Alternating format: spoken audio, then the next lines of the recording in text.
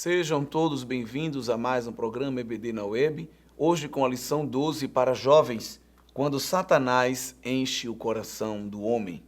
Esta lição, que está baseada num dos episódios que marcaram a igreja primitiva, registrado pelo Dr. Lucas no livro de Atos dos Apóstolos, capítulo 5, do verso 1 a 11. É o episódio de Ananias e Safira, quando vendem uma propriedade, retendo parte do preço e entregando parte dela para os apóstolos.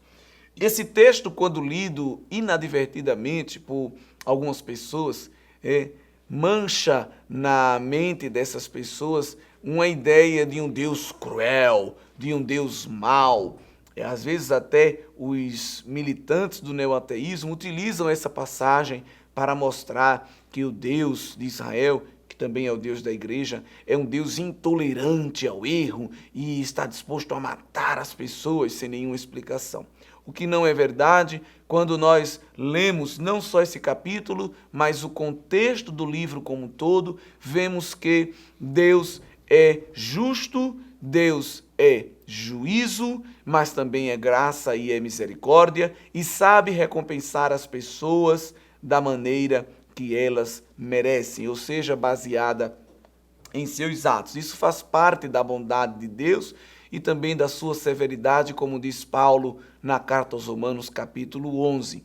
Quando nós lemos os capítulos anteriores de Atos 5, nós vemos que o cenário que a igreja dava aos seus primeiros passos era um sinal de pureza, era um sinal de comunhão, era um cenário que era marcado pela verdade, pelos relacionamentos que estavam isentos de falsidade, de dissimulação. É lindo o que nós já encontramos no capítulo 2, no versículo 42, que diz que as pessoas perseveraram, não só do ensino dos apóstolos, mas na comunhão, no partir do pão. No verso 43 é dito que em toda alma, em cada alma, havia temor. No 44, o doutor Lucas diz que todos os que criam estavam juntos e tinham tudo em comum. Vendiam suas propriedades e fazendas e repartiam com todos, segundo cada um tinha necessidade. Então, havia uma característica de reconhecimento mútuo, de respeito mútuo. As pessoas pensavam como as outras estavam e procuravam saber uma maneira de ajudá-las nas suas necessidades. Isso sem nenhuma outra intenção que não glorificar a Deus, que não ser um instrumento da glória de Deus. E a igreja, mesmo dando os seus primeiros passos, já ia se fortalecendo nesta identidade. Algumas pessoas até pegam esses textos para mostrar que a igreja primitiva era uma igreja comunista, que a igreja em algum momento da sua história, ela exerceu ou executou as bases doutrinárias do comunismo, mas de maneira alguma, pois nós sabemos que o comunismo ele prega a igualdade baseada no totalitarismo de uma elite, não é?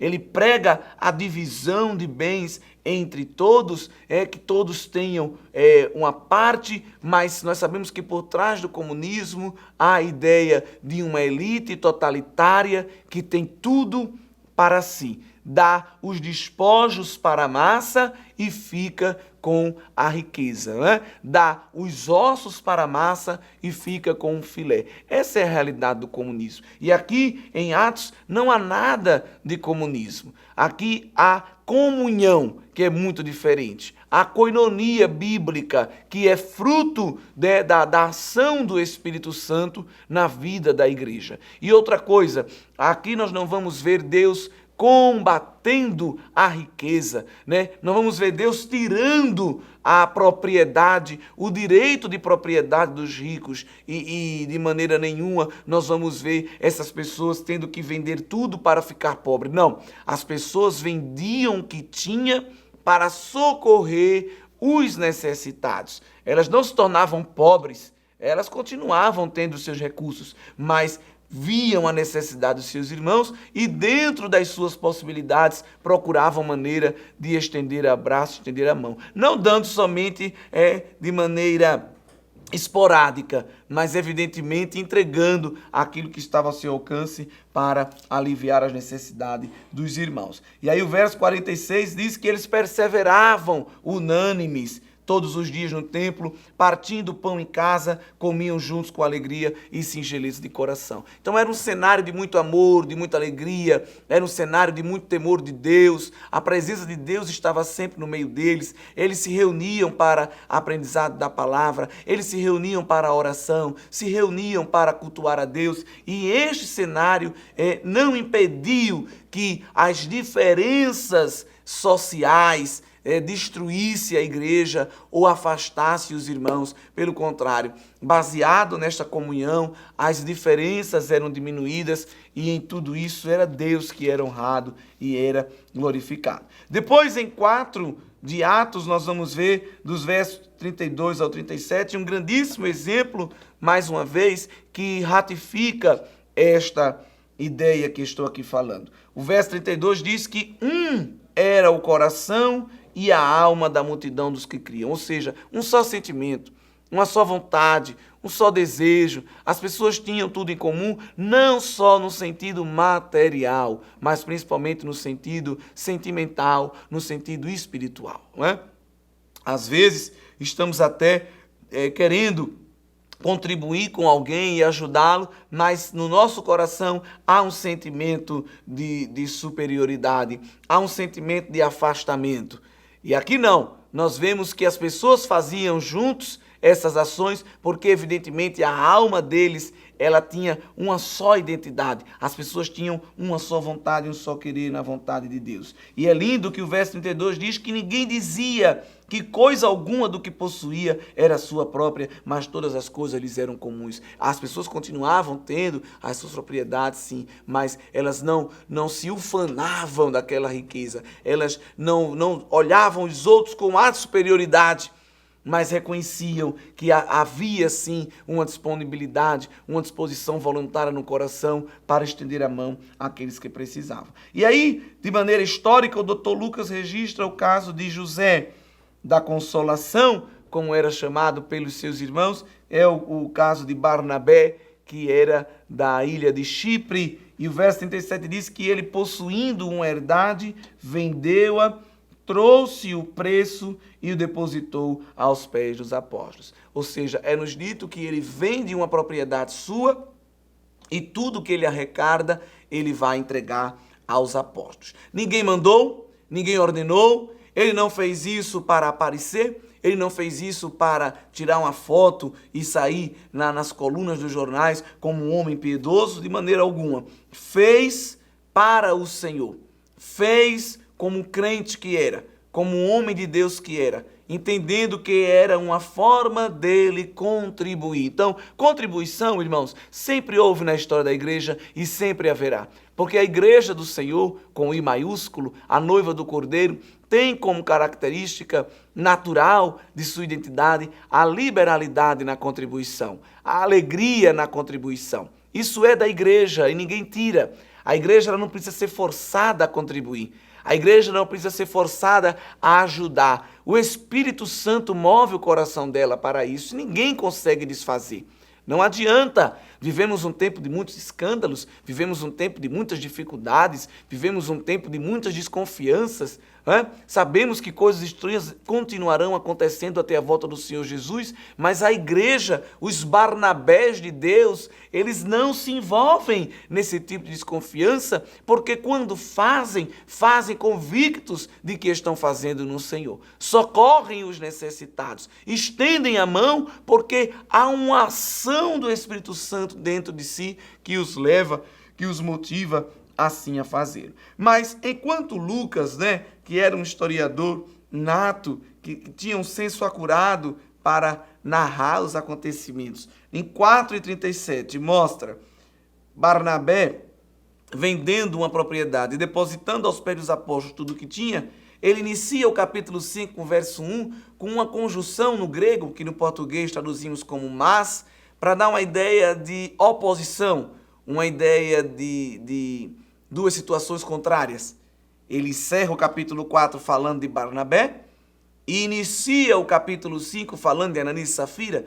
Porém, com esta conjunção adversativa, ele mostra que são duas situações em que aconteceu o mesmo ato, porém com intenções completamente distintas. O que acontece? O verso 1 do capítulo 5 diz que Ananias e sua mulher Safira também venderam uma propriedade. Então aqui é a mesma ação, venderam uma propriedade, assim como Barnabé. Mas qual era a intenção de Ananias e Safira? Será que também era a mesma sincera e devota vontade de ajudar os irmãos necessitados? E no verso 2, Lucas, inspirado pelo Espírito Santo, já nos revela que a intenção era outra.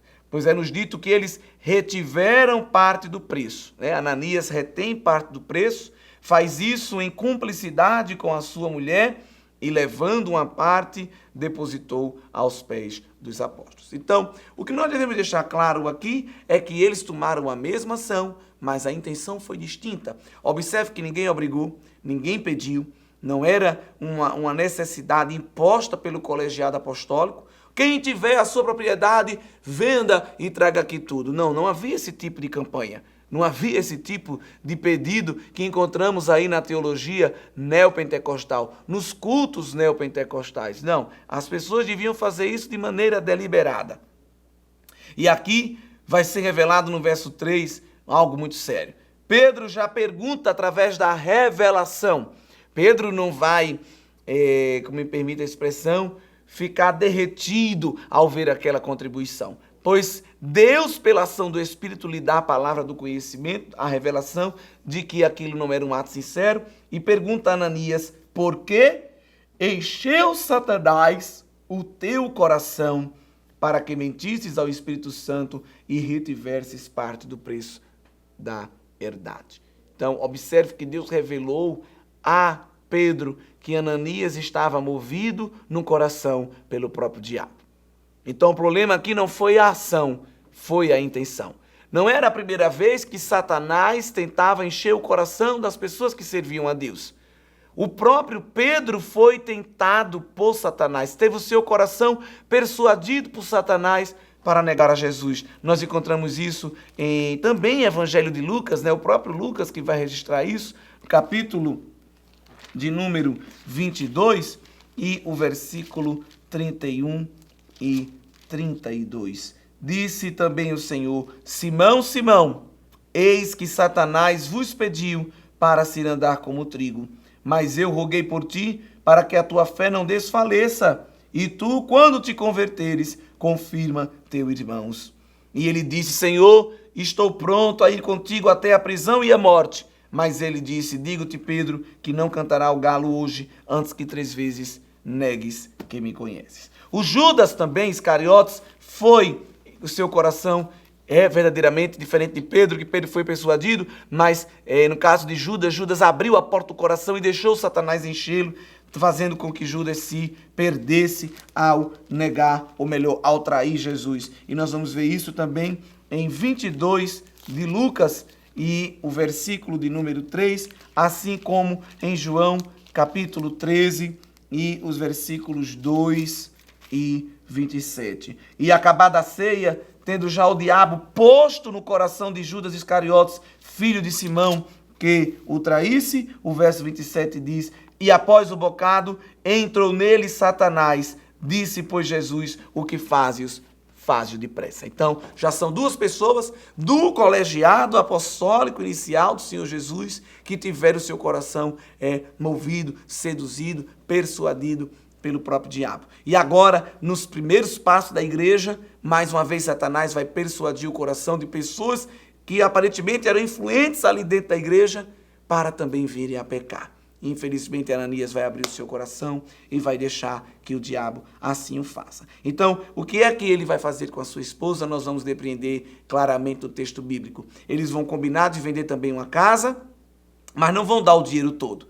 Vão ficar com parte, e uma parte vão dar aos apóstolos, para também terem, assim como Barnabé, uma impressão diante do povo de que são pessoas piedosas, devotas, sinceras, pessoas preocupadas com a obra de Deus. Então o problema aqui de Ananias não foi dar apenas uma parte, mas foi querer parecer que deu tudo.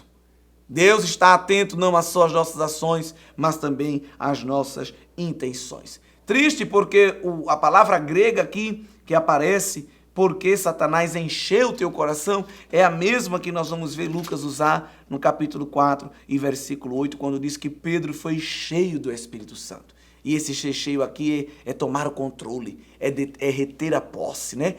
De quem por quem nós somos controlados? Quem está no controle de nossa vida? Quem está nos apossando, né? Tomando posse de nós?